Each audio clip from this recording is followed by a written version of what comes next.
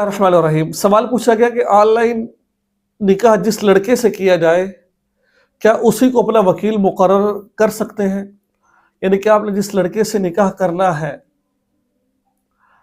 اب کیا اسی لڑکے کو اپنا وکیل بنانا کیا یہ جائز ہے کہ ناجائز ہے؟ یہ مسئلہ ایسا ہے، بہت سارے لوگ اس میں غلطی کر رہے ہوتے ہیں، تو اس مسئلے کو ذرا دھیان سے سماعت فرمائیں، دھیان سے سنیں اور دھیان سے اس مسئلے پر عمل کرنے کی کوشش کریں۔ دیکھیں، آن لائن نکاح اگر آپ پڑھوانا چاہتے ہیں، اب کسی بھی علاقے میں رہتے ہیں، لڑکی کہیں بھی رہتی ہے تو آپ ہم سے رابطہ کر سکتے ہیں، ہم آن لائن نکاح پڑھاتے ہیں، مختصر سے اس کا ہدیہ ہوتا ہے، اس کے بعد آپ نکاح کر سکتے ہیں۔ لیکن یہ ہے کہ جائز طریقے سے بات کریں، آپ کسی سے کرنی ہے تو۔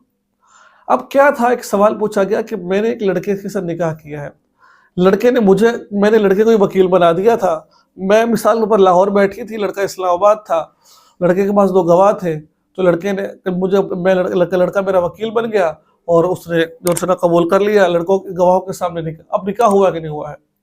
اب وہ رہ رہے ہیں اکٹھے، ہم مصری کر لی، تمام معاملے انہوں نے کر لیے۔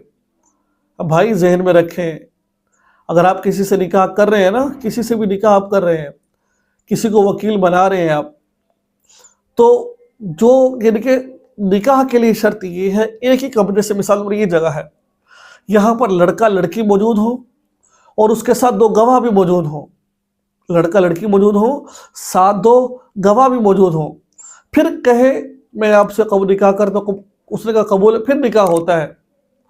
اور اگر لڑکی آن لائن نکاح کرنا چاہ رہی ہے تو وہ بندہ جس کے ساتھ نکاح کرے وہ اس کا وکیل نہیں بن سکتا، اس کے لیے الگ ایک بندہ، مثال طور پر 3 بندوں کا ہونا ضروری ہے، ایک لڑکا تو خود ہے، ایک لڑکی کا وکیل ہوگا، تیسرا بندہ اور 2 گواہ ہوں گے۔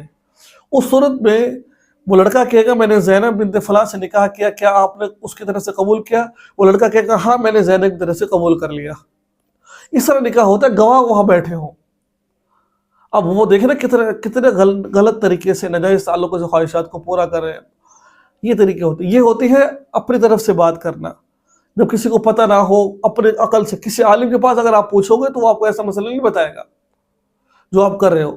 ہمیشہ علماء سے رابطہ رکھا کریں، ان کے پاس بیٹھا کریں، انشاءاللہ بہت سارے گناہوں سے آپ کی حفاظت ہوگی۔ دعا یاد رکھیں، چینل کو سبسکرائب کر لیجیے۔ السلام علیکم ورحمۃ اللہ وبرکاتہ۔